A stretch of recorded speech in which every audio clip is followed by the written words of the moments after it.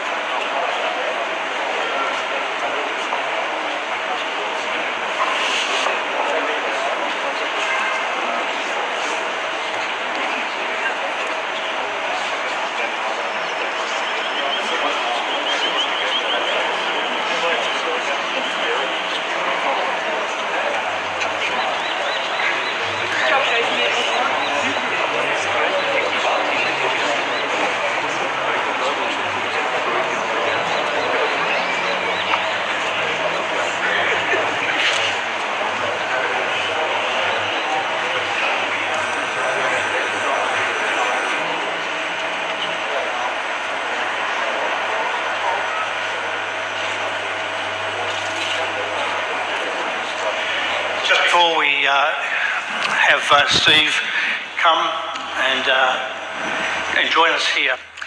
If you have your phones on, could you please turn them off or put them on silent while the service is on? Thank you very much.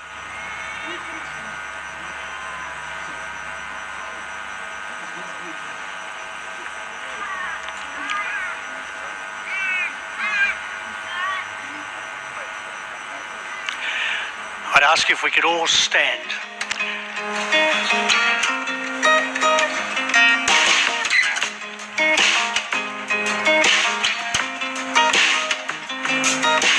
Darling, you're with me, always around me. Only love, darling, I feel you under my body.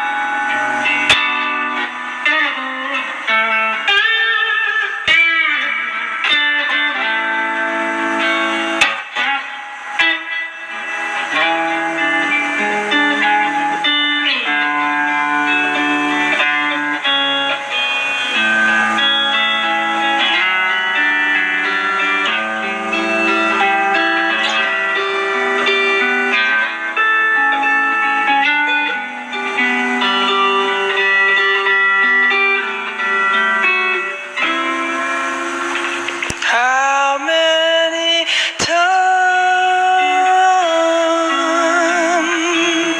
have you heard someone say,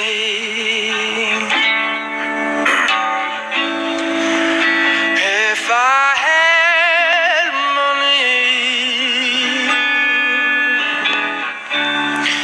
I would do things my way. But little they know that it's so hard to find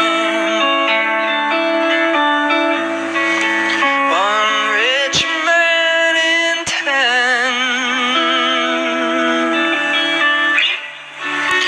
with a satisfied mind.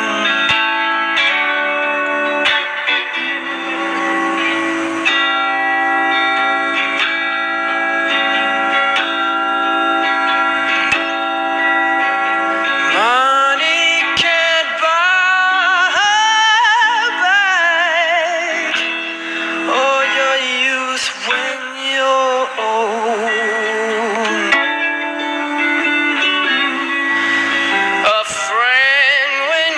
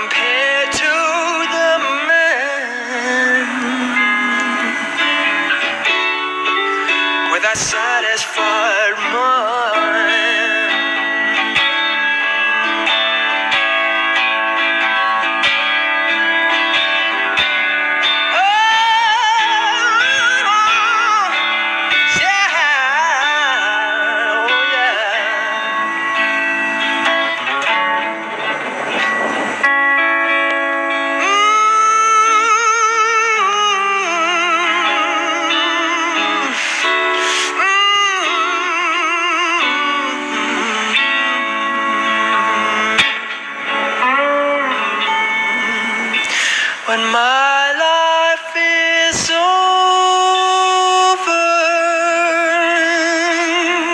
and my time has run out. My friends and my loved ones, I will leave, there's no doubt. But one thing's for certain,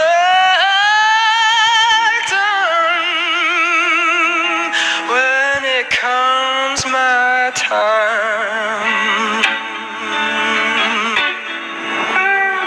I leave this world, oh yeah, with a satisfied mind.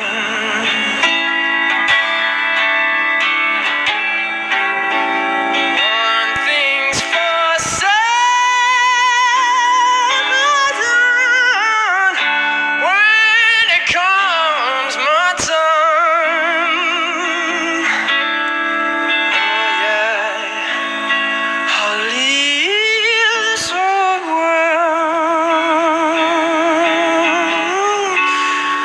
with a satisfied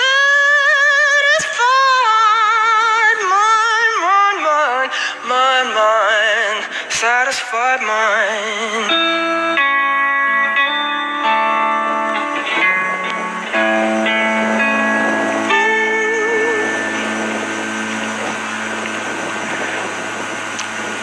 Please take a seat.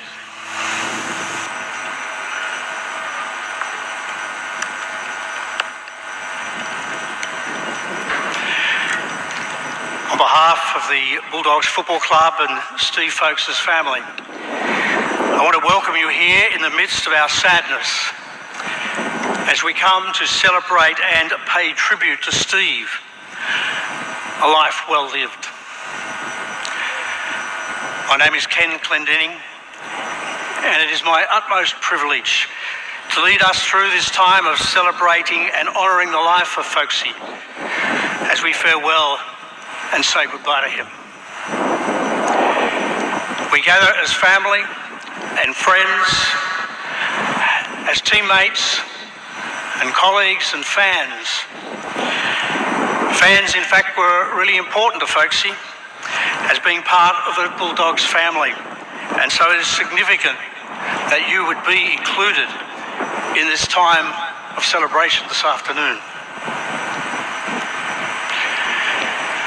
Most of us are still fairly numb following the news of Steve's sudden death last Tuesday. And it's still hard to believe for many of us as we remain in a state of shock. And to those who have gathered here, Stephen John Folkes was known to us as Steve, as Folkesy,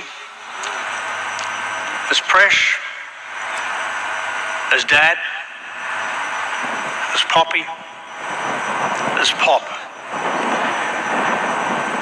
And each of those names will personally prompt various memories and images for us, from being a tough and determined footballer, a fitness fanatic, a Bulldogs legend and local hero, a great teammate, an inspirational model, an achiever, a disciplinarian.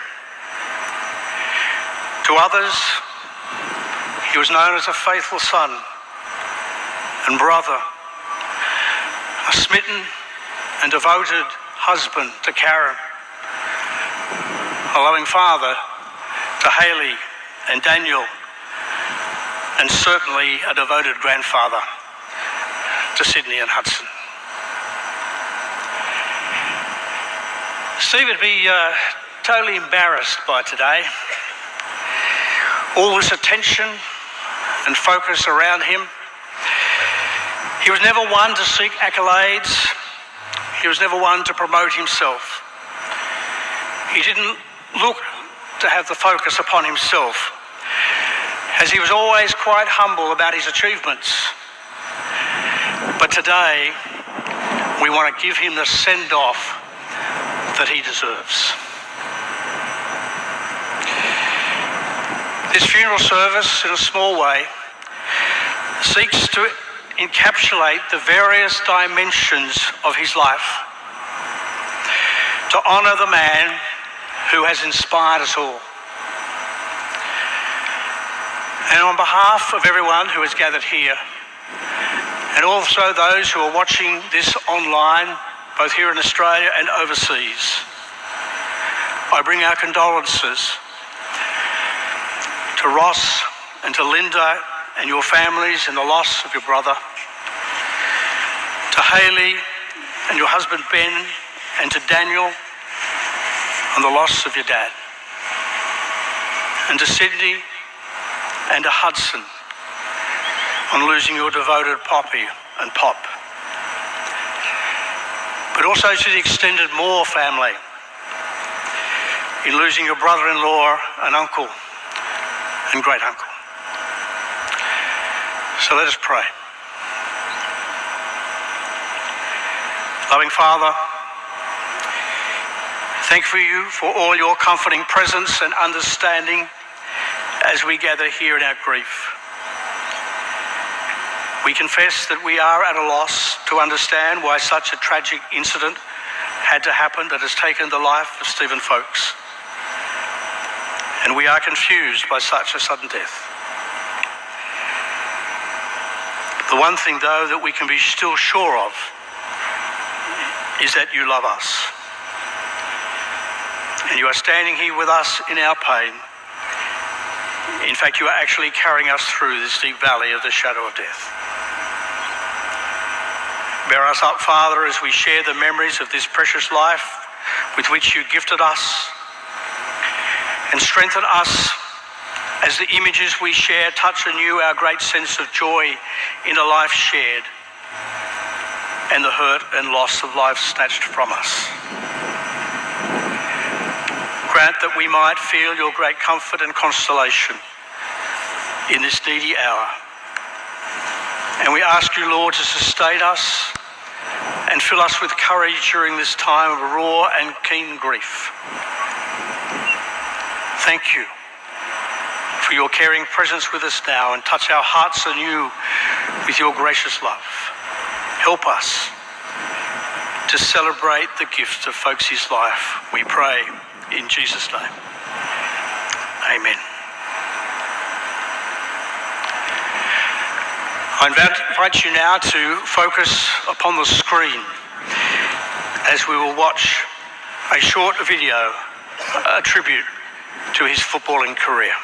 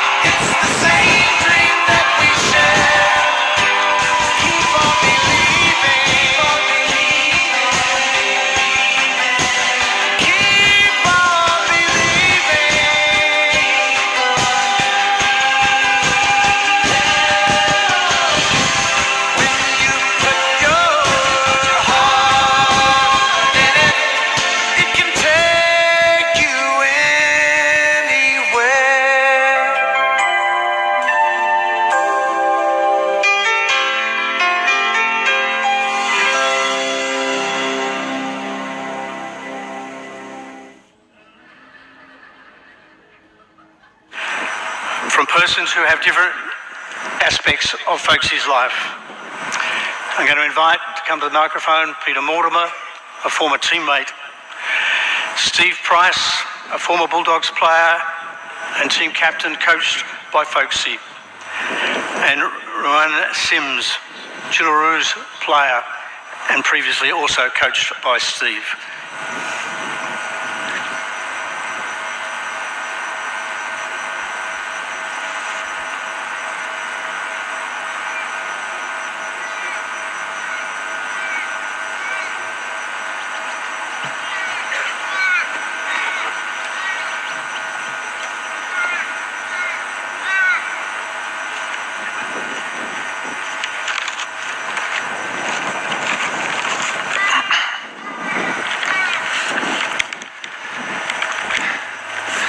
Firstly, an apology from my brother Steve and wife Karen. They're overseas, caught in that blizzard in northern England. They send their warmest regards to Daniel and Hayley and the whole family, and any other Bulldog supporter who's been moved by this terrible event this week. I first met Folkesy here in 1978, that's 40 years ago. He was a former captain of Punchbowl Boys High School, and he came here to make a rugby league career for himself. If Folkesy set himself on doing something, he had usually achieved it. One of the first people he met was Dave Cooper, a legendary trainer, a conditioner here, and they hit it off straight away. Steve always finished 1, 2 or 3 in every drill that Dave posed. There was banter between them, and that spread throughout the whole playing group. Dave would set the bar higher and Folkesy would smash it. Dave had a great knack of setting goals just beyond what we believed we could do, and then with some stern encouragement, reaching that goal became a prize. It became expected. He would set a time limit, and if one person failed to make it, we all did the penalty. He created a culture that has developed and become club standard. It even exists today. The culture is never give up, never ever let your mate down, and if you're going to do something, give it everything you've got. That whole culture emanated from Dave and Steve and the playing group we had at the time. It's great to see it's still alive. 78 was the year that the Canterbury Bankstown Rugby League Club became the Bulldogs. How appropriate. It was also Ted Glossop's first year, and his laid-back style of coaching and his ability to communicate really contributed to the club's style of play. Later that year, John Singleton arrived with his chequebook and took 8 of our most senior, experienced players to Newtown. He left George Paponis, Gary, Mark and Graham Hughes, Chris Anderson and Peter Casillas. The rest of the players making up that squad were either fresh out of school or had come down from the country, and Ted claimed all positions open, and he observed us over 12 months, picking up the weaknesses and the strengths and then combining them into a unit that was very mobile and very, very effective. The critics claimed it would take 5 years for Canterbury to recover from that raid. We played in the grand final the next year.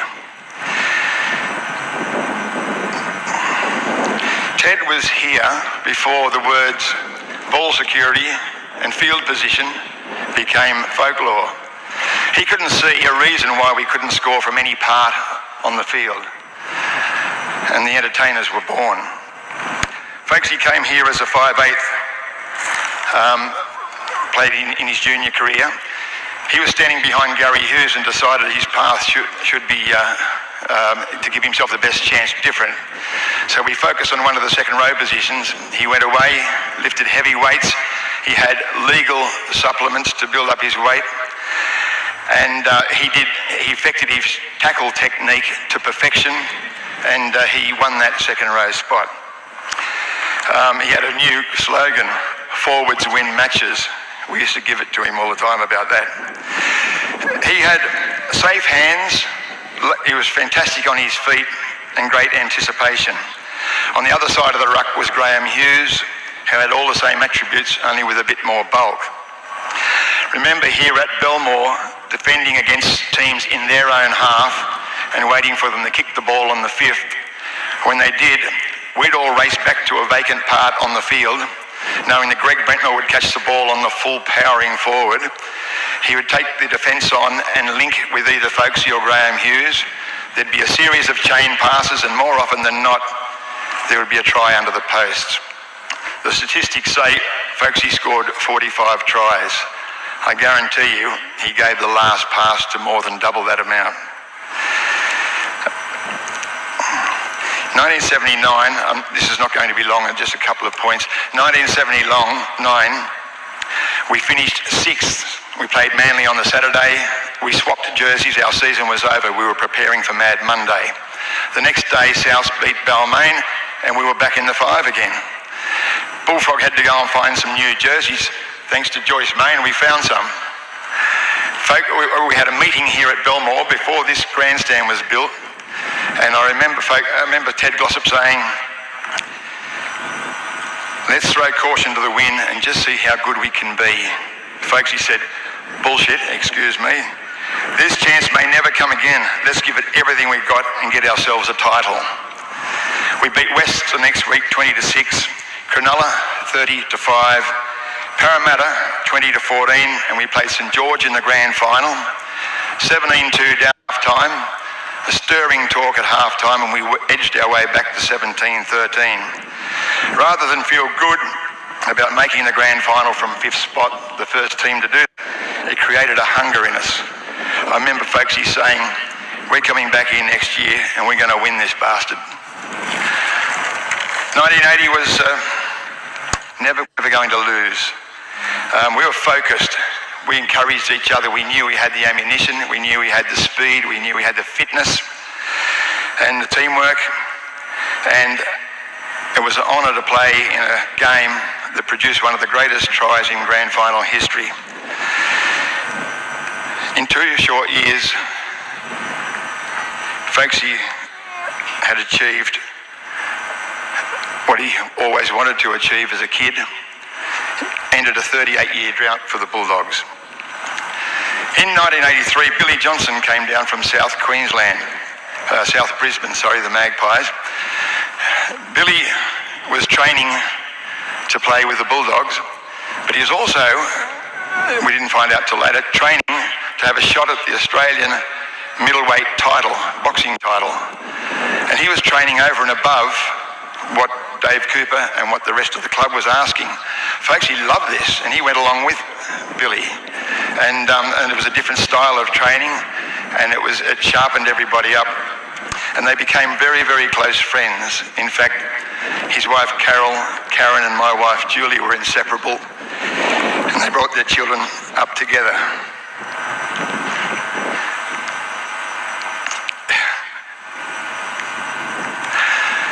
At the end of that season, we pulled up short, and Bullfrog wisely put us down in the dressing rooms here, filled the spa bath up with beer and ice, got the caterers at the club to bring down food, and he said, just burn your energy out down there, and we were going to be safe.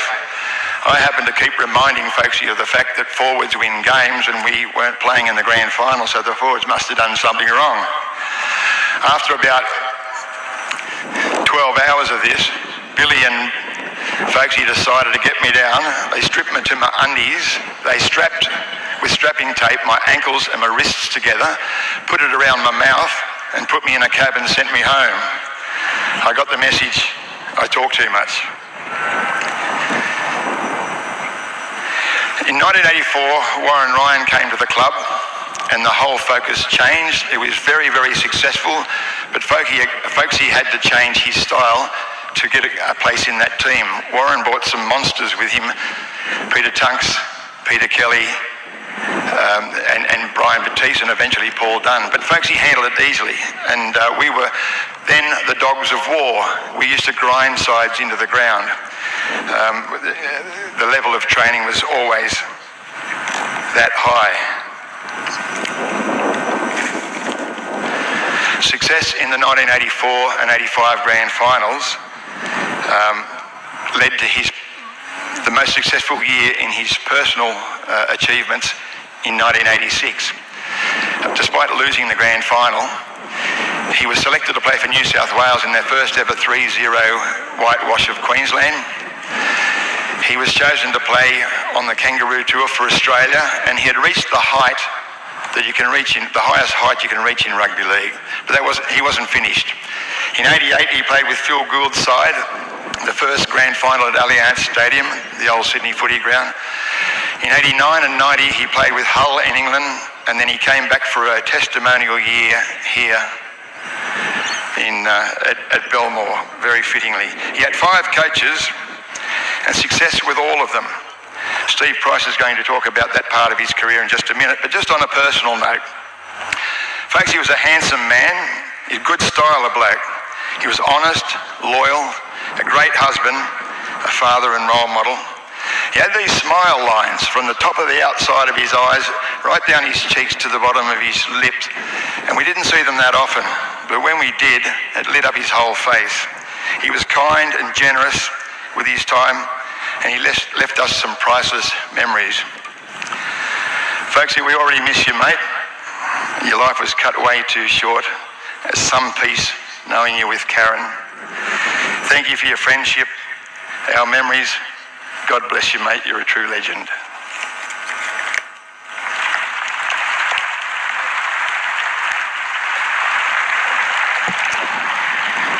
When I first arrived at Canterbury, I came across a guy named Terry Lamb and Steve Folkes.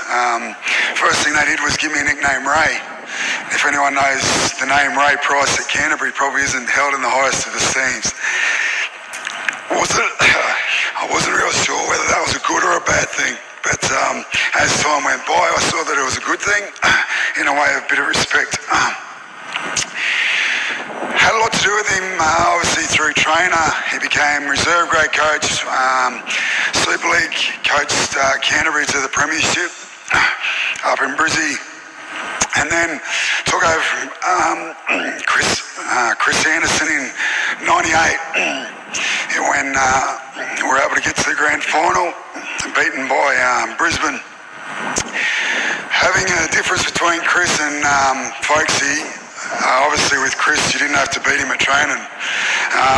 Folkesy, every pre-season, if you could actually beat Folkesy, you knew you were in really good condition and you're going to have a really good season. I think I've done it 2 or 3 times, but I think in the last couple of times he only let me beat him, so I felt better about myself.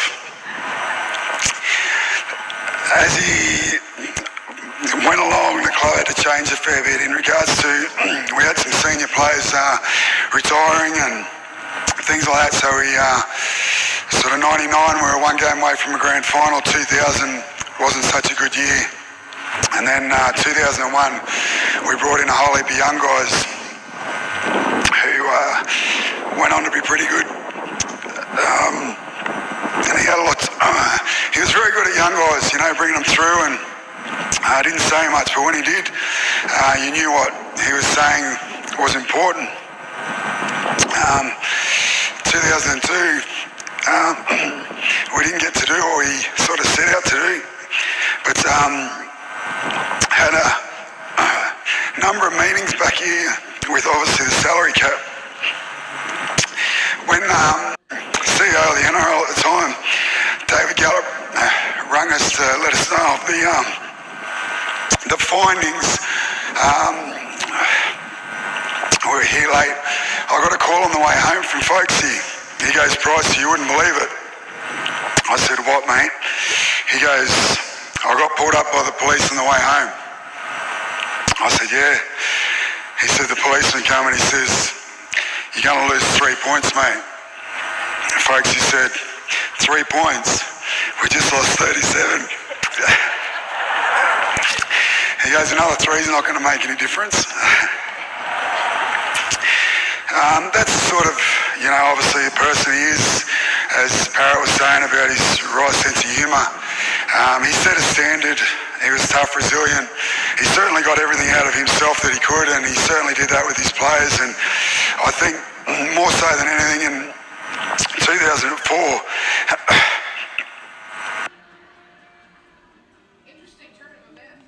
he was the biggest supporter of all the players with what Cowboys won the comp that year was because of him. So it was a great reward for him.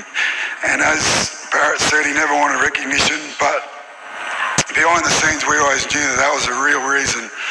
When you've got a coach who you think the world of and you know that's going to have your back no matter what, you'll do anything for him. And that particular year, you know, you look at how the year started and how it finished, there wouldn't be too many teams or clubs that would have been able to achieve that. I'm going to finish up there. Rest in peace, folksy. I definitely hope to catch up.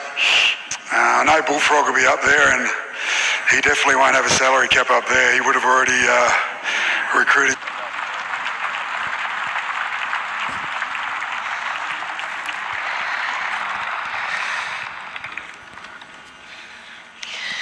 Steve Folkes is a legend of rugby league. We've heard how accomplished and cherished he was, both as a player and a coach. And we will get to hear how beloved he was as a father, grandfather, and family man. What not many people know is the role that he played and the impact that he had on the women's game here in Australia as coach of the Jillaroos. Picture this. You accept the head coach role for a National Rugby League team. You're a premiership-winning New South Wales and Australian player and coach, proven under pressure. You arrive at your first coaching gig to be confronted with the full squad of 26 women. That's 52 eyes following your every move, hanging on your first words.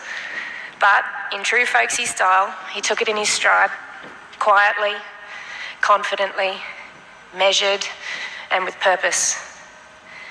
That's how I describe the next few years under his tutelage.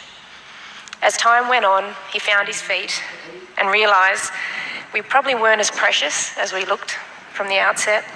We weren't going to break under a firm hand, but rather that we flourished under pressure, a bit like the man himself.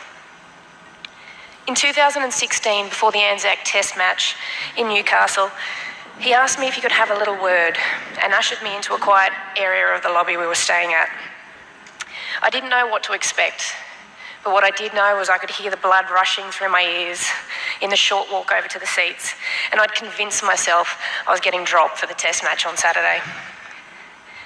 I'd like to ask you to captain the Jillaroos, he said. And I stared at him for a good 30 seconds. I'm pretty sure he thought I was having a fit. He sat there with that cheeky little grin on his face, the same one he had when he knew we were about to get flogged at fitness, the same one he wore when he'd successfully talked 26 women into doing something the way that he wanted. The very same grin that when the staff at the hotel turned the music off on us during an after-match function, he ran up to his room and came sneaking back downstairs with his portable speakers under his shirt. The same grin he had when he knew whatever he was doing was going to be tough, but it was going to be worth it. Folksy brought a new level of professionalism to the Jillaroos, a huge profile and an even bigger love of the game to an already successful outfit. He will forever be a part of the Jillaroos' legacy that lives on in the fibres of the jersey that we wear with pride. On behalf of the Jillaroos, I'd like to thank not just him for his contribution, but also to his family, for allowing him the time to commit to us and share his passion for the sport that everybody here loves. We miss you already, folksy, especially that cheeky little grin.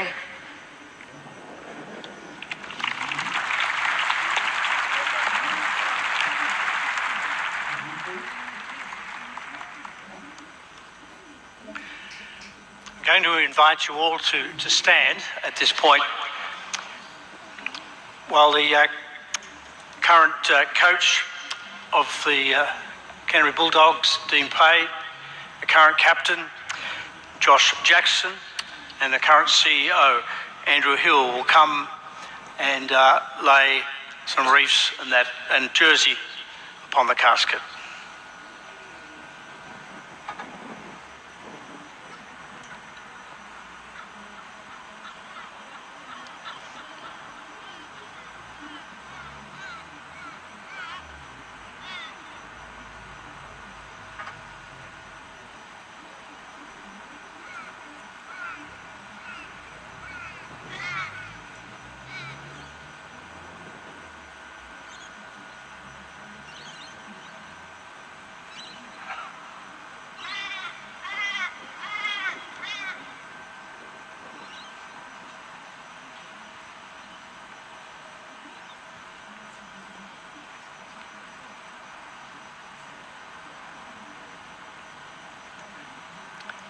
Please be seated.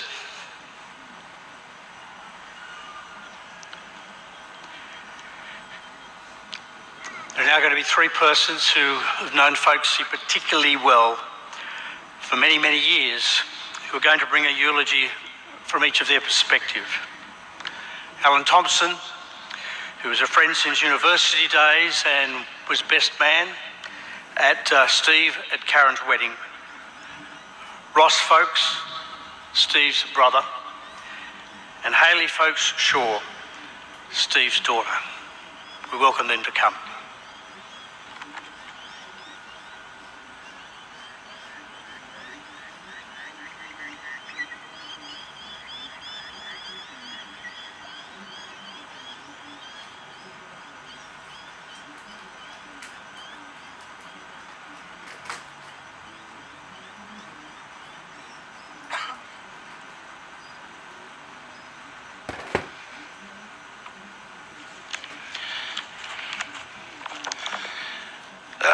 When Ken just talked about turning your phones off, it reminded me of a story that Hayley and Daniel were talking about last night.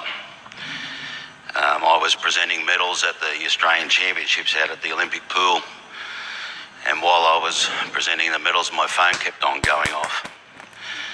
And I tried to turn it off. In those days, you didn't have silent, so it was either ringing really loud or it wasn't ringing at all. And I kept on trying to turn it off, and it couldn't happen. And when I got it off, he'd ring again and ring again. And then finally I had a look at who was calling me, Stephen Folks. So ever since that day, I've made sure I turn my phone off before. So if it does ring today, you know what's going on. It's probably Folksy calling me again. I first met Stephen in 1976 at Bankstown Sports D-grade side, under 17s. I'd played soccer all my life, and I played a bit of school footy, and this was my first time playing competitive rugby league. We had a few games. Even in those days, Stephen was a student of the game, analysing your every move. Probably didn't take long to work out my game plan. I didn't mind running the ball, wasn't too keen on tackling, and my preferred position was on the blind side. But Stephen took to that straight away and developed a tackling drill. He was the captain of that team, and along with the coach, developed a tackling drill that would help me become a far better defensive player, or so he thought. Formed a circle, and then someone had to break the circle, but he would always ensure that the majority of those players ran at me, so I could fix my tackling style up. Every time Stephen ran, he ran at me. And every time I got to run, he told me to run at him. He said, "Come on, Tomo, run at me." He had a few extra words in there usually, but he certainly encouraged me. My tackling improved, but it was never that great. We were premiers that year in D grade. Stephen and 4 of our players were graded with either Canterbury or Newtown, and then another couple of players were graded the following year here at Canterbury. In 1977, we started Teachers College together down at Wollongong. Because we lived close by each other, we decided that we would travel together. You certainly learn a lot about a person when you're locked in a car with them for 3 hours a day. We grew up a lot together through the formative years of our lives. In the car, lots of questions asked, lots of stories told, and lots of lessons learned. Stephen had a 1970s Cortina station wagon, and I had an EH Holden. And we nursed those cars through those years of Teachers College, often having to decide on the mornings as we drove down to Wollongong whether we'd pay the 20-cent toll or drive on the Princes Highway. Many times we drove on the Princes Highway because we wanted to save our $1 a week. We learned a lot about music. We both liked music, but the rules were if whosever car you were in, they chose the music. So we'd listen to Peter Frampton, Fleetwood Mac and Boston in Stephen's car. And then we'd listen to Led Zeppelin, Deep Purple and Black Sabbath in my car. Neither of us were happy with all the different musics, but we learned a lot. We learned a lot of music, and we certainly learned to appreciate each other's tastes. Later on during our college time, Stephen must have got a new contract because he bought a brand new lime green Toyota Celica. It was a very loud car and created great attention. Everyone noticed it. One night after a function down in Wollongong, we were driving home, and for some reason, I'm not sure why, we both wore our Speedos home. And we got all the way from Wollongong and we got onto the Canterbury Road, where unfortunately we were pulled up by a police car. He got us out of the car once he saw what we were wearing and stood us on the middle of Canterbury Road. Many cars driving past, even at 2 a.m. in the morning, while they checked Stephen's licence and registration. I often wondered, the people who drove past, I wonder who they thought looked the best in their Speedos. I think I know the answer to that. Our social lives were every Friday night at the Canterbury Leagues Club. It was a great meeting place for many, many people in the local area, and we certainly enjoyed our times there. Most of the football boys strategically placed themselves leaning on Bullfrog's office at the back of the auditorium, placed between the bar and the toilet. 1 a.m. closes at those days, and at 1 a.m. the biggest decision of the night had to be made. Where were we going next? And usually 3 choices were the popular choices. It was either the Ponderosa Pizza Parlour down in Beverly Hills, the Cooperage at Dulwich Hill, or the Sundowner on Canterbury Road and Punchbowl Road, straight opposite Stephen's place. Many times we ended up at the Sundowner till all hours of the night.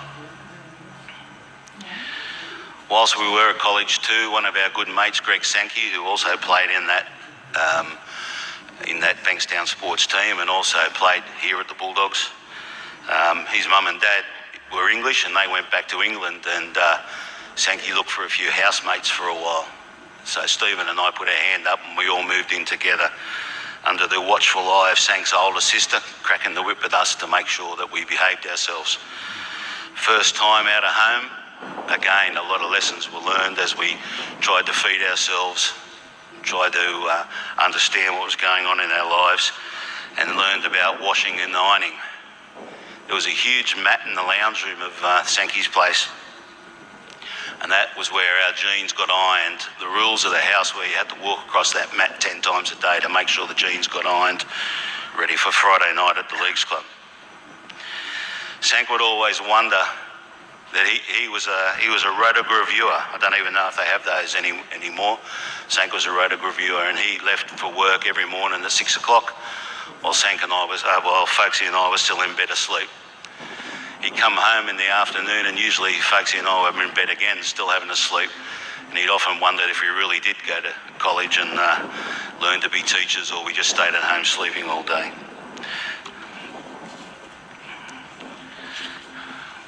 Our weddings were a couple of years apart, and we were both, quite young in today's standards, 21 and 23 when we got married, and we were both in each other's bridal parties. Stephen's Bucks night, we ended up at the Bourbon and Beefsteak up at the Cross. I think it's called the Bourbon now, where most Bucks nights ended in those days. One stage, quite late in the night, we were asked to leave. We didn't really want to leave, we were having a good time. Then the police arrived and they took away the loudest in the group.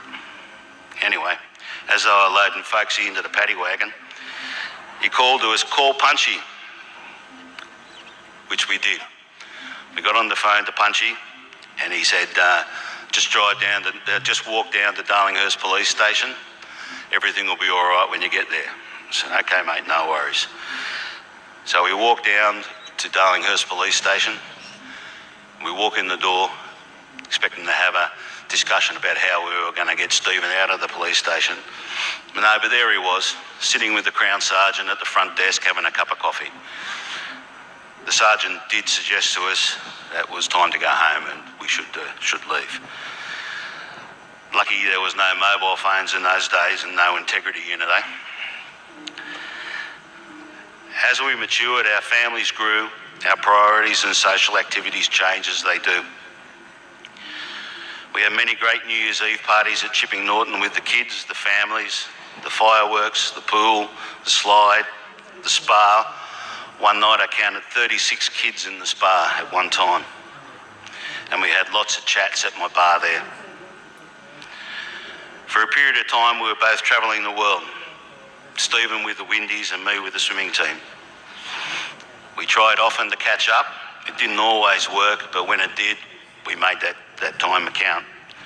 There was one day where I had a day off in Manchester and Stephen was playing down in Birmingham against the English. So I caught a train down to go and watch the team play.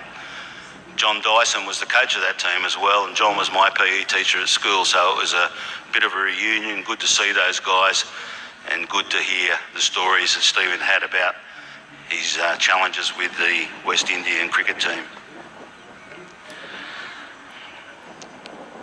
Being both coaches, we often talked about how we did things and what we did and how we do it. One of the questions I asked him one day is, how do you get up every week with a team talk and inspire the players to play? How do you get 24 of those a year and really make a difference to the people you're talking to? He'd say to me, how do you do it 8 days in a row at the Olympics? He said, that's got to be hard too. You know, you don't even get a rest in between. You've got to do it 8 days in a row. There were a lot of challenges with our coaching, and we talked a lot about the things that worried us, and we swapped stories and ideas. He certainly talked a lot about his challenges with the West Indies cricket team, who were probably at polar opposites to him in their attitude towards training. And we had a lot of conversations, in particular around the difficult times experienced in 2002, 2004, 2008 and 2013. In recent times, Stephen has spent a lot of time with his grandkids, Sydney and Hudson. I know Poppy and Pop is loved dearly by them, and I know they mean the world to him. He wouldn't trade his babysitting duties for anything. The family's thoughts are also with Jodie in this difficult time. Jodie, we thank you for the company you provided Stephen over the last 3 years, and we will be forever grateful.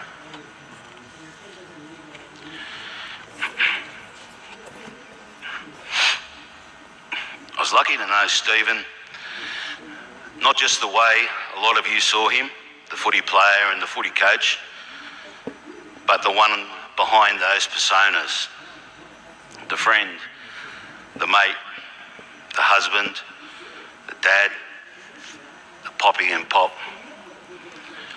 I walked through here the other day and once again saw the Bulldogs' values on the wall. Tough, resilient, family. This is Stephen to a T. His personal values represent the culture of this great club, and this was how he lived his life. There's a lot of people look for a lot of descriptions of people, but quite simply, Stephen was a great mate and a good bloke.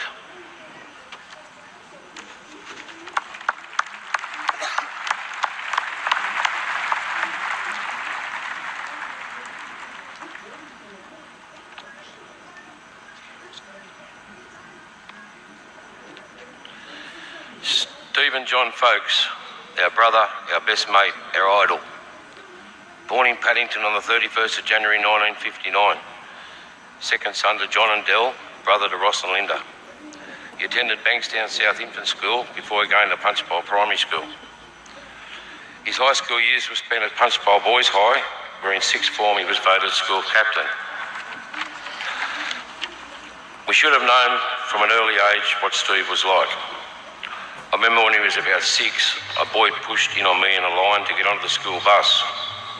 Steve grabbed him, threw him to the ground and jumped on him.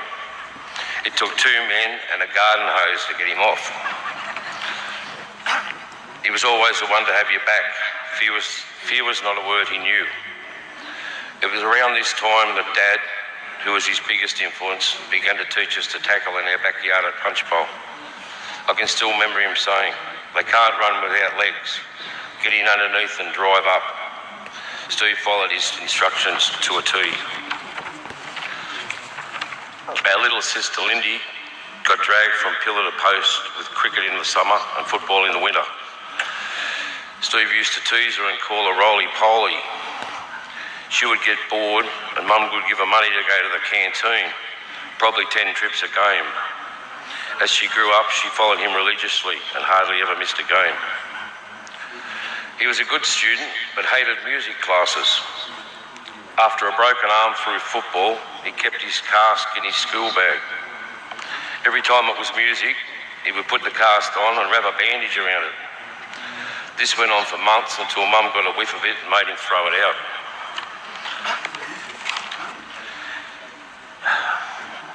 He heard one day that if he went to the school swimming trials, he would get the afternoon off. A good idea, he thought. He went in the 50-metre backstroke, which he had never done before, and won the event. Next he went to the zone, which he also won, and then went on to the combined high schools and finished second. Not a bad effort for just an afternoon off. We both worked at the drive-thru at the St George Hotel, Belmore, a couple of nights a week after school.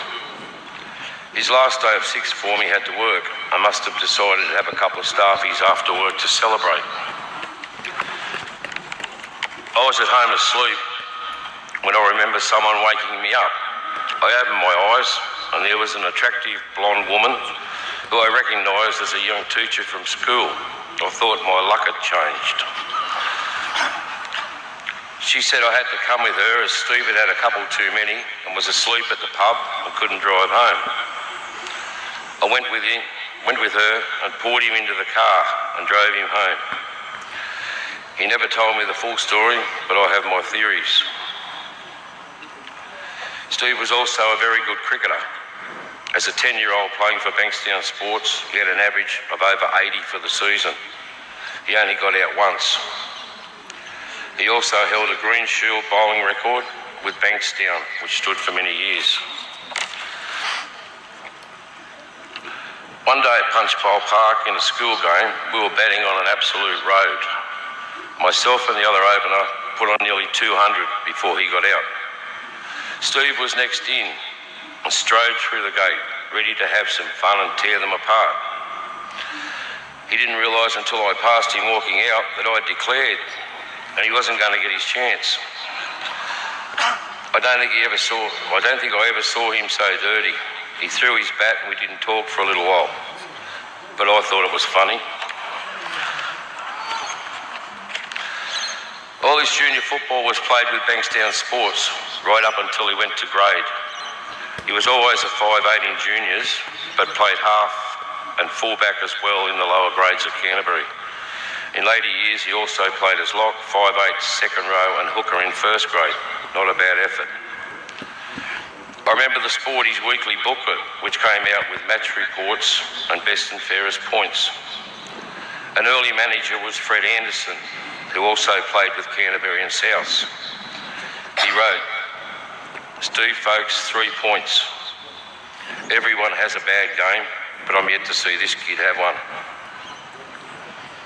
A later report that year said that Steve had had 3 opportunities to score, but on every occasion tripped and fell with a line wide open. He called me Jonah. I went to a grand final, they lost. I went to a state of origin, they lost. Wasn't game to go to a test. I went to Belmore Oval one day to watch them play St George. I was sitting in the Steve Mortimer bar, watching the game, when for the first and last time ever, Steve received his marching orders. He trudged back to the sheds and after a shower, came upstairs. He walked up to me and in his own special way said, "I thought you'd be here somewhere."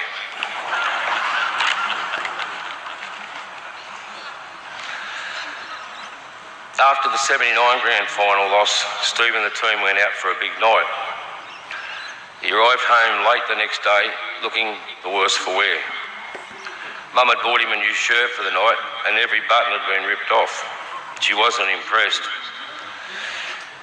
Steve stood there with a big grin on his face and opened his hand. There are all the buttons.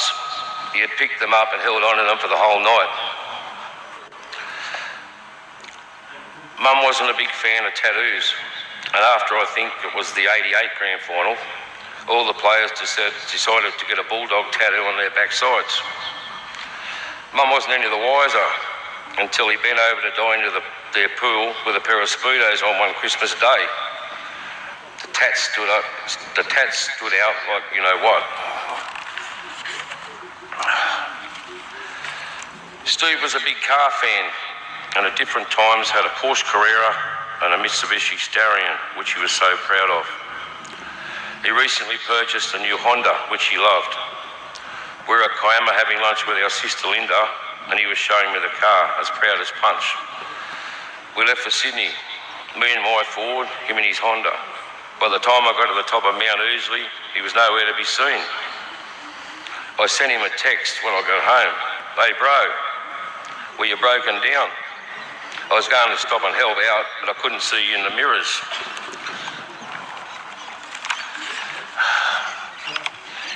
His reply was,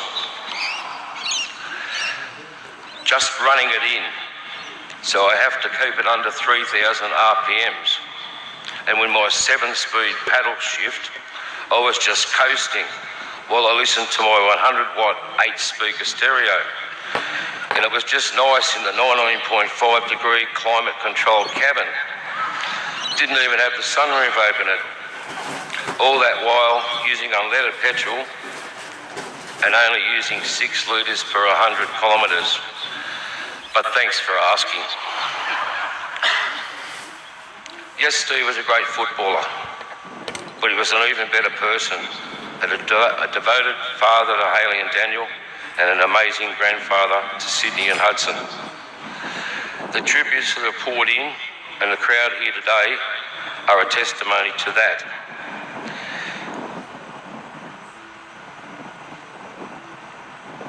You will be sorely missed, my mate, by all that you touched.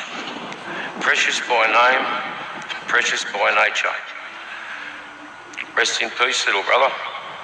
Well played, player folks. Thank you.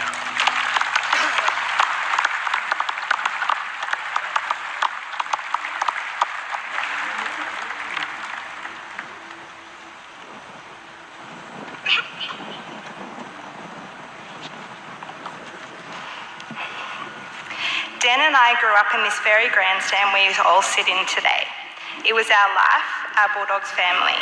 We have so many memories here, so even though we question whether Dad would like all this fuss, we wanted to give him the send-off he so richly deserves.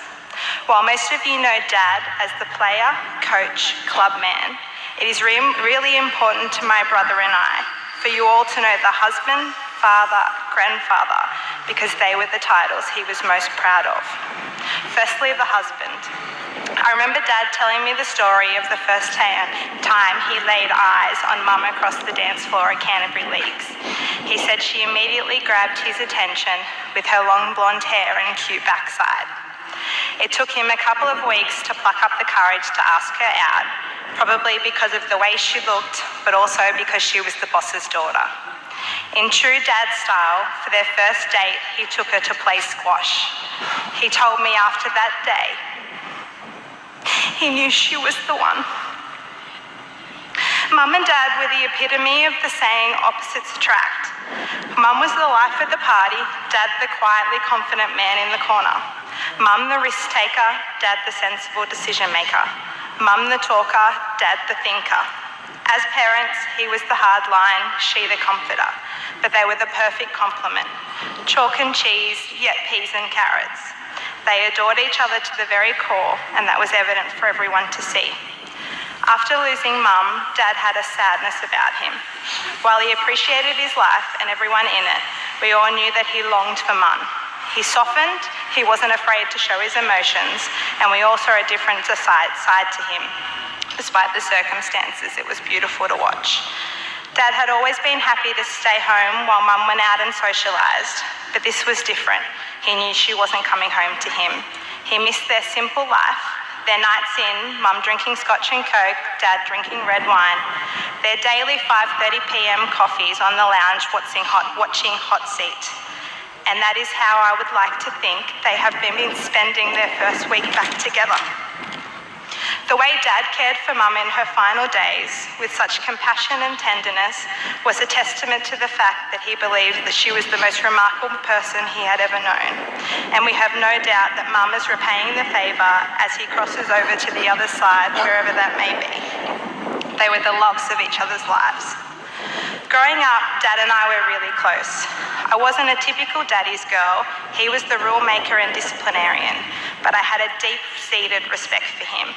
I knew my dad was a good man, and I was proud beyond words.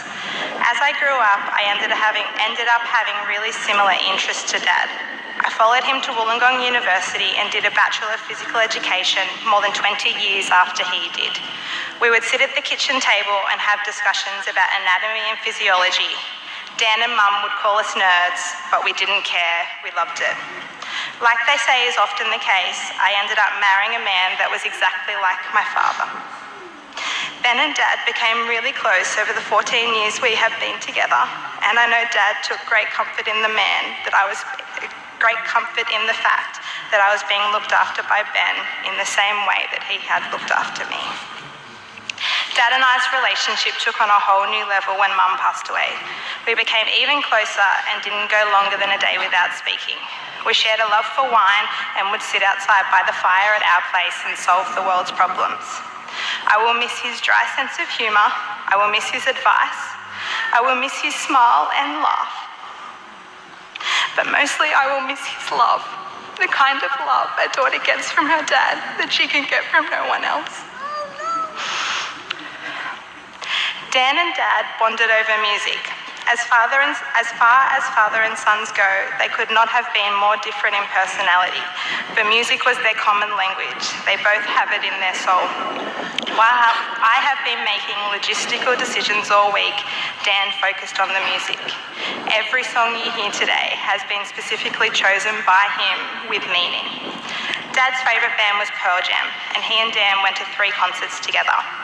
Dan remembers at one of them that Dad got so in the zone, he whipped out the ultimate dance move, the air guitar. Anyone who knows Dad knows that he wasn't much for showing moves like that, so Dan was understandably surprised. But he didn't want to say anything for fear of Dad realising that he was out of his comfort zone. So Dan just sat back and enjoyed it.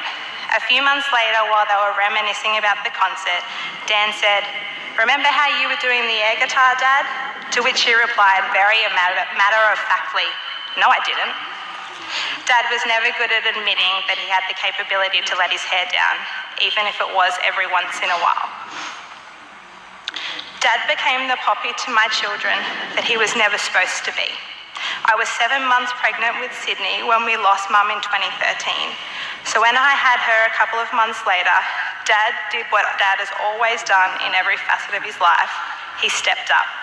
We often joke that if Mum was around, she would have taken control and Dad would have been on the sideline.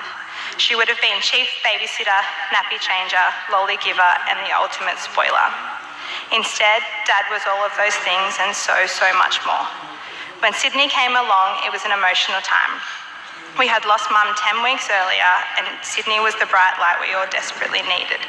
My husband Ben and I, as well as Dan, were living with Dad at the time, so we brought her home from the hospital to Dad's house. Dad was in the trenches with us in those early weeks. He was my coffee maker. He was my spare pair of hands when I needed a shower. He bathed her, he rocked her to sleep. He declared Little Ray of Sunshine her song and sung it to her daily. But most importantly, he loved on her and he bonded with her in a way that most poppies don't. Looking at her broke his heart and healed it all at the same time. That bond grew and grew over the next almost 5 years as she started to be able to give him that love right back. He would pick her up and take her for strawberry milkshakes, something that I was never allowed in my sugar-free childhood. As she got older, the circus became their thing. Every time she saw the big top being set up at Miranda Park, she would immediately demand to call Poppy to let him know they had a date. When the time would come, she would sit out the front deck and wait for him. He would come and pick her up and off they would go. They would return home a few hours later with many toys, show bags, and tickets from every riding game. A lot poorer in money, but so much richer in memories. I certainly am dreading the next time the circus comes to town. But knowing she will have those memories forever makes the heartache worthwhile. Poppy loved you, Sid, so much. You put his heart back together. Then in 2015, I fell pregnant again with Hudson. After the timing around Sydney's birth, we often joked that the second child would struggle to grab our hearts like she did. We could not have been more wrong, especially when it came to Dad. He was thrilled when I gave birth to a little boy just before Christmas. It didn't take long for them to be best mates, and I mean that in every sense of the words. Even if Ben or I was in the room, he only had eyes for Pop. As he started to string words together, his favourite phrase was, "Pop house peas."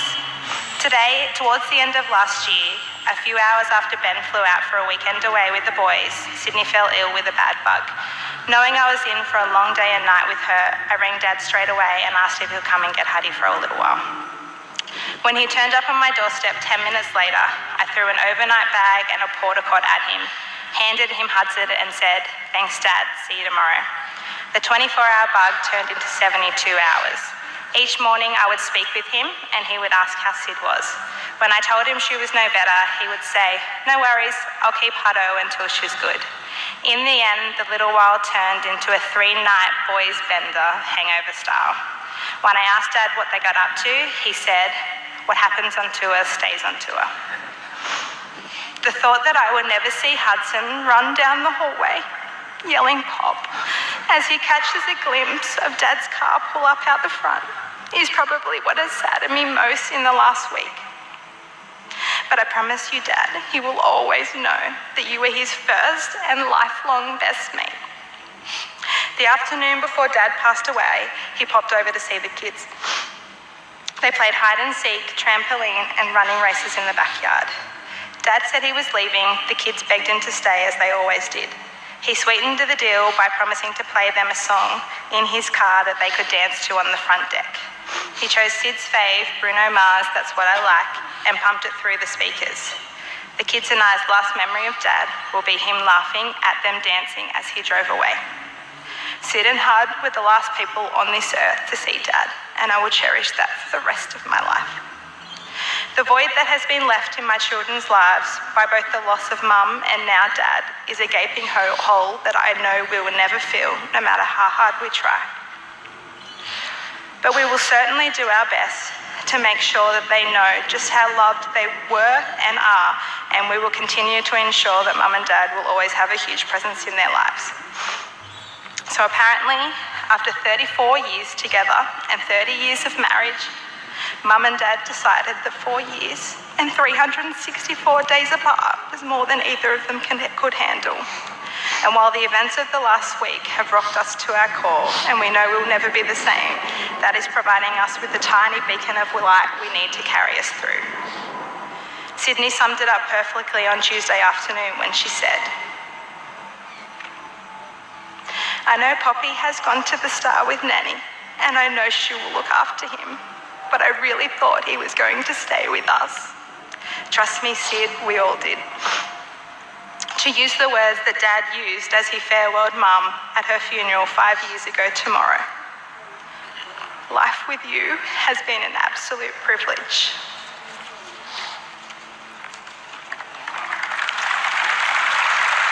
So good.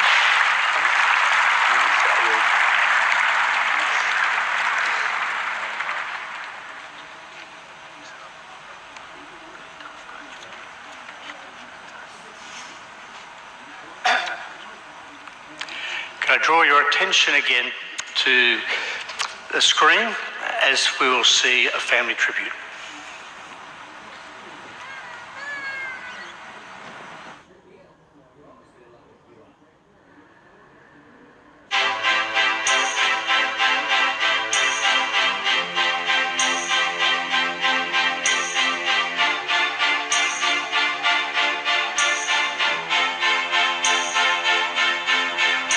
Don't ask me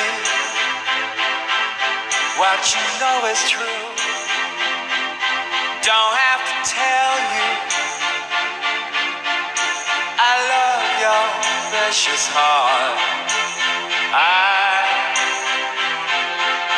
I was standing, you were there, two worlds collided, and they could never tear us apart.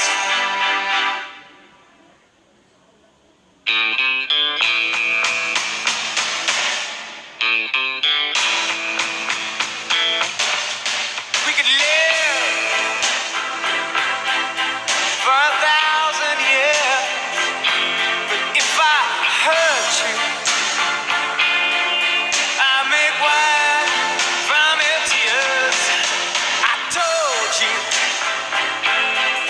that we could fly, 'cause we all have wings, but some of us don't know why. I was standing, you were there, two worlds collided, and they could never, ever tear us apart.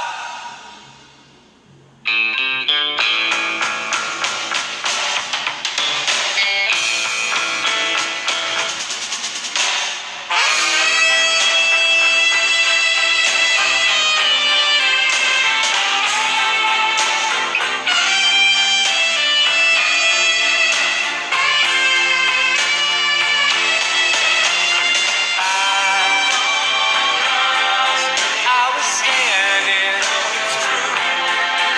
you were there,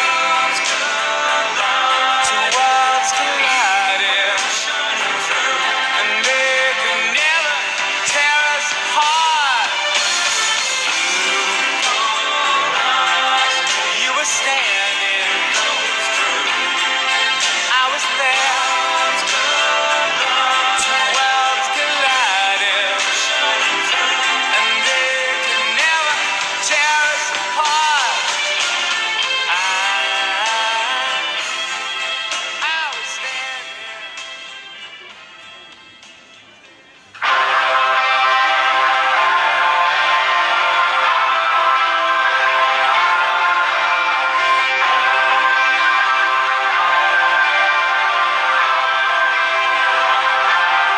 I was stumbling around blind, like a wreck I came to you.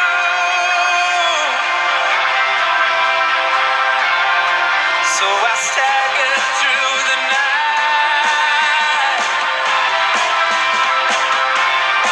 seeking out your rescue blue.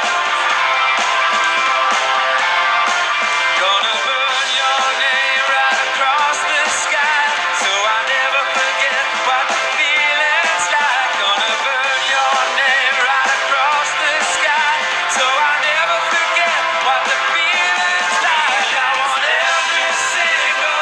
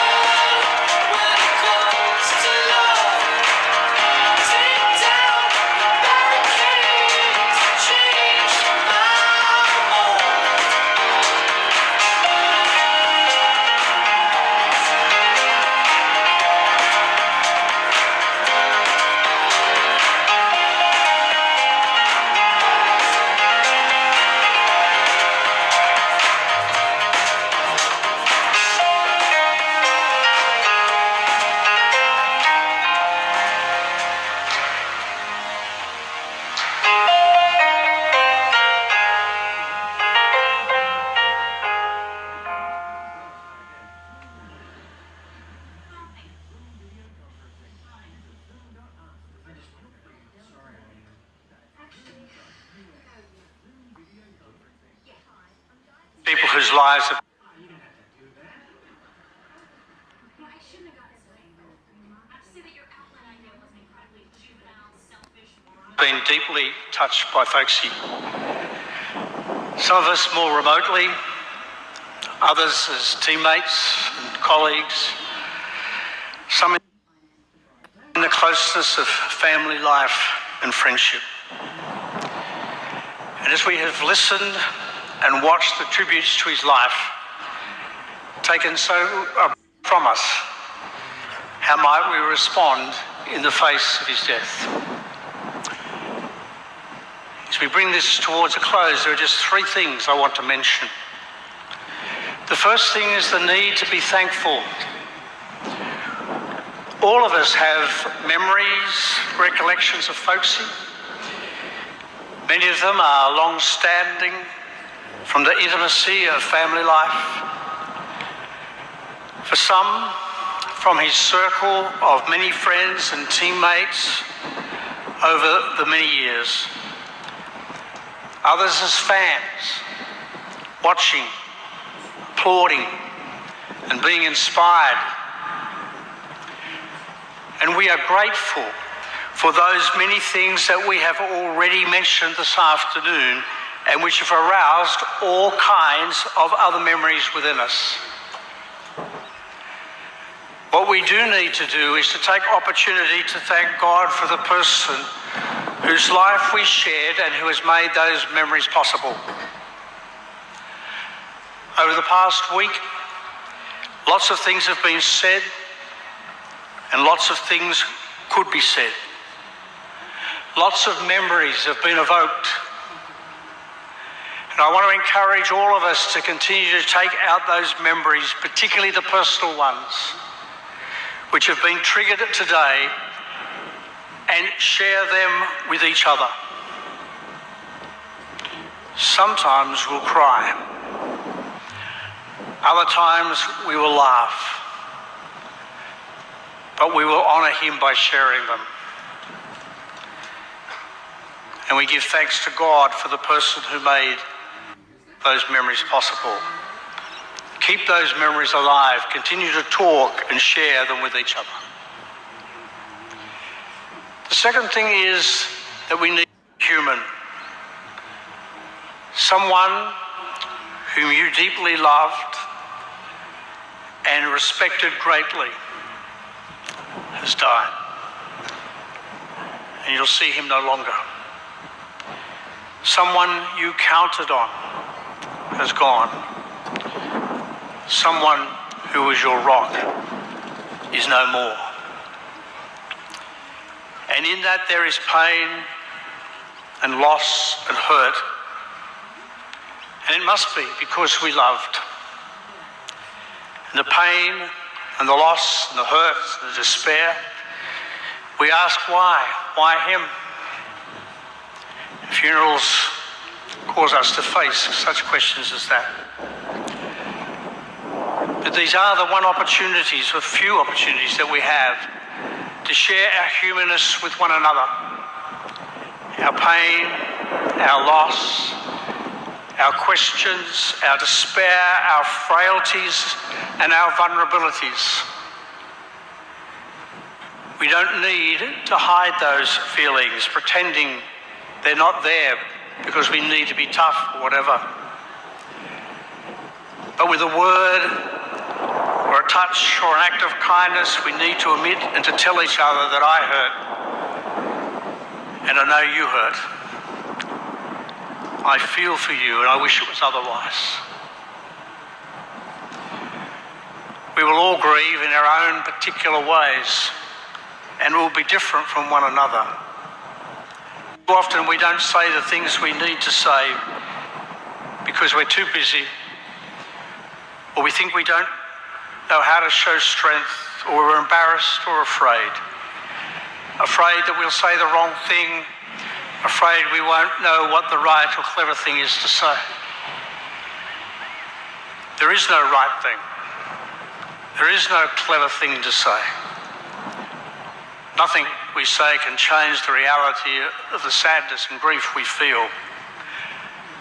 But even in our fumbled words and in our practical helps, it's a way of standing beside each other during our time of grief.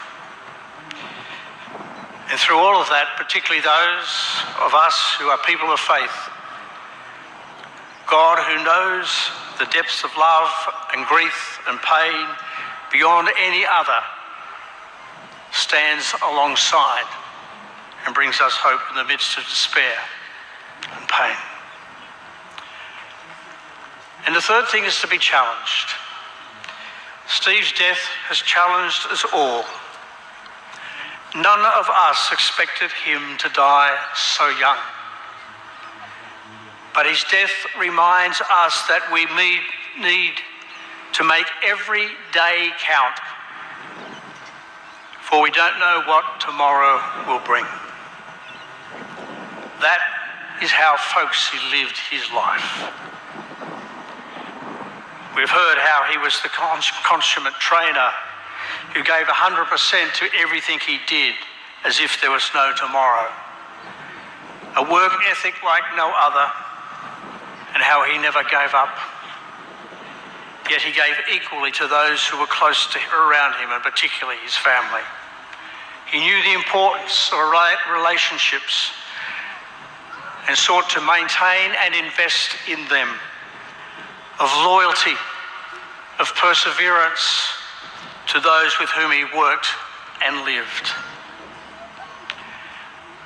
We know he wasn't perfect, but he has been an inspiration to us all, whether we are footballers, family, friends or fans. The lives of all of us run their course and finish, sooner or later, suddenly or in the fullness of time. None of us knows the amount of time that God has given us for which we need to make the most. Life is a gift from God, not just for our own enjoyment and our own pleasure, but also to serve him and each other, and to invest in the lives of others, particularly those who are close to us. Let me lead us in prayer. Lord, as we've come now, Thanks. Fancy Beach House looks long, doesn't it? Honestly, it's like a G-spot between my dishes. Well, just so you know, I'm not looking for your house. So it's the car. Why would I care about your car? It's an $80,000. rest.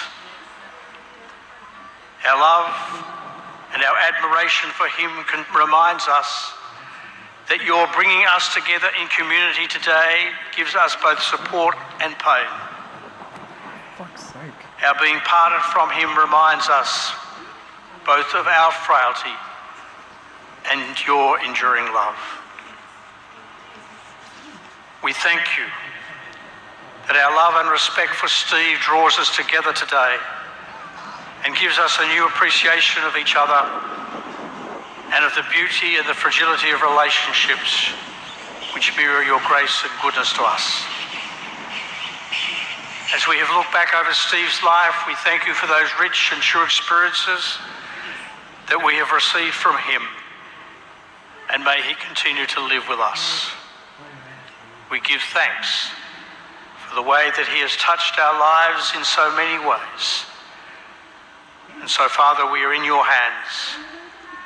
We want to open ourselves to you.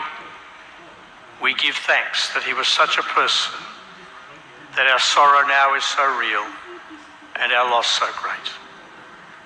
Help us through his death to see more deeply into the meaning of his life and our own, and to grasp more firmly the hope that life is longer than our years.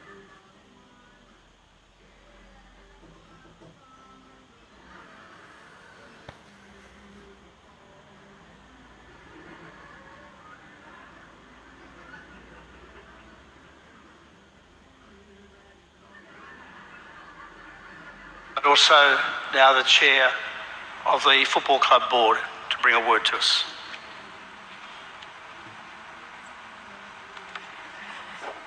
Oh, destroyed straight away. Thank you very much. This week has been a week of pain and shock, but Hayley and Danley really wanted me to say thank you. There's been so much kindness to our immediate families who literally dropped everything to be there with them. One of the great pluses is a big family. Thank you, Mum and Dad. Each of us has played a role since then, but I especially wanted to point out, in particular, the Ward family. Julie and Gary, your quiet strength in those first 24, 48 hours.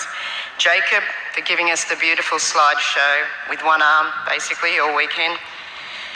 To the many beautiful friends who've also been there, especially Emma and Will Johnson.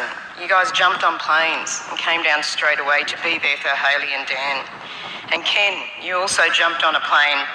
I can't think of anyone more pertinent to officiate this service today. You know, you gave so much time over the years to both Karen and Stephen, and we're really, really grateful for your beautiful service today. We know Why haven't you told this person that you're in a committed relationship? you're a great man to Stephen's always, and again you showed that this week.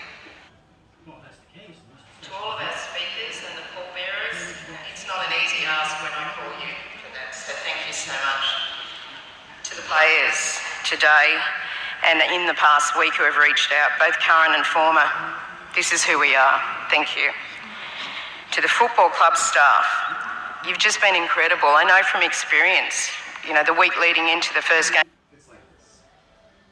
of the competition is tough. Add another layer that we're playing over in Perth, and then to be asked to give us, you've planned and you've delivered an amazing service today. We won't forget that. And Andrew, you're only really new to us, but you're truly one of us. Thank you. And finally, to the wonderful Bulldogs fans and the broader rugby league community, your support and love and respect over the last 6 days has just been overwhelming. It's a gift to our families at a time when we really needed it most. Thank you, everyone.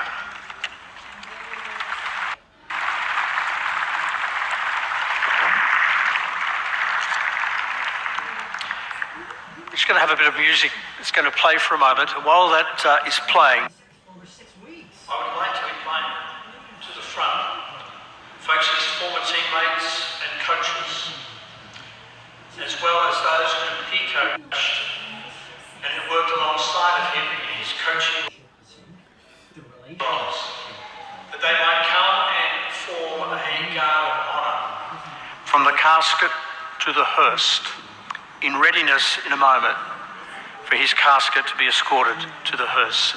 So while the music plays, former players, those that he's coached and worked alongside of him, I invite you to come onto the field.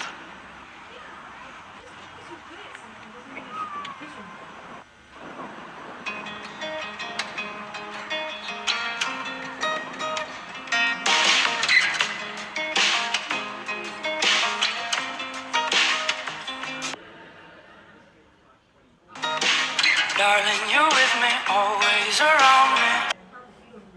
Oh, come on, love, watch me fall apart. What do you want me to do, Mia? Call every woman I've ever known to announce that I'm now in a committed relationship? Hi, sure. Fuck's This wrong? is Charlie Harper. We met at Disneyland about 22 years ago. Yeah, Mr. Toad's Wild Ride. That was me. Anyway, I just thought I should let you know I have a girlfriend now. So I'd appreciate it if you didn't call. Okay, bye-bye.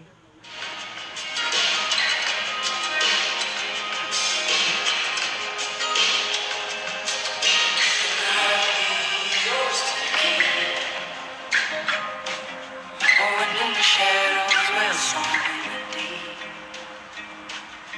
Oh, in the shadows where the sun.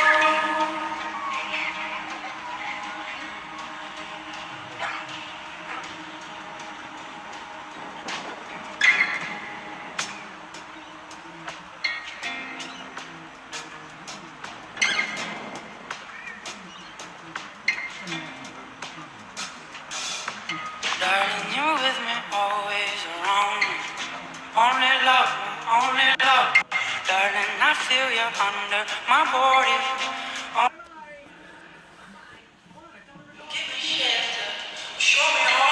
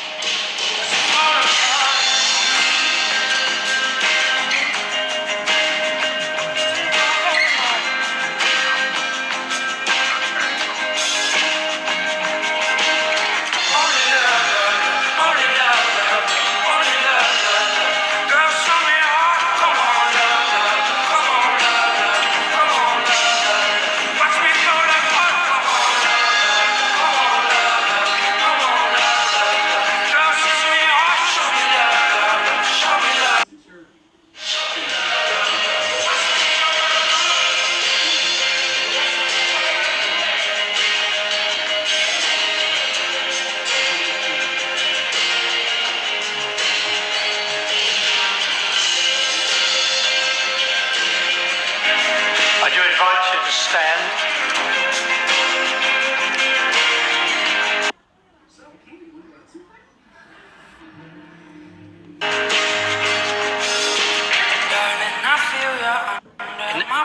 In a moment, the casket will be carried to the hearse to the sounds of We got no lifeboats, no life preservers, no waterways. If the ship goes down, I'm going down with it. So there's no longer any reason to put off you and me getting naked and run like a couple of pigs. Charlie, I'd like you to meet my parents. better man. Then once the hearse begins its journey across the ground towards the southern exit, as a final tribute, I'd ask that you will join with me in giving him a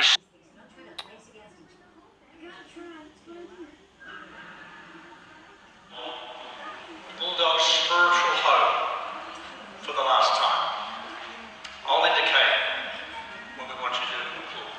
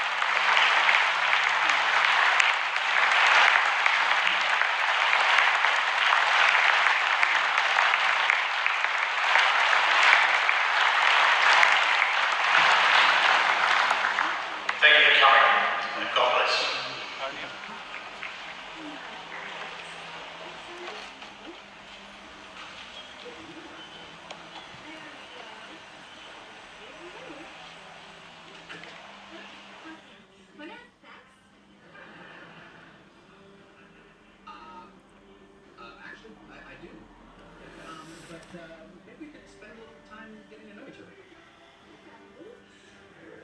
What do you want to know?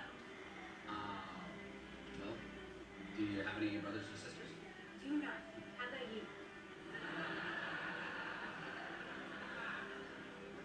Well, Charlie. All right, Charlie.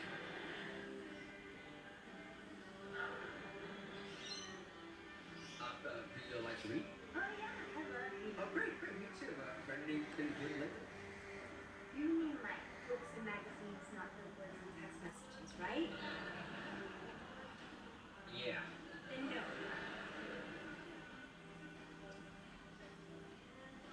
Do menus count?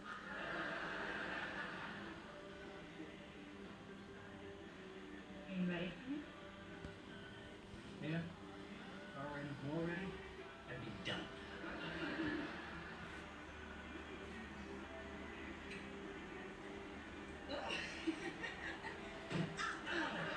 Shoot, I'm sorry, you okay?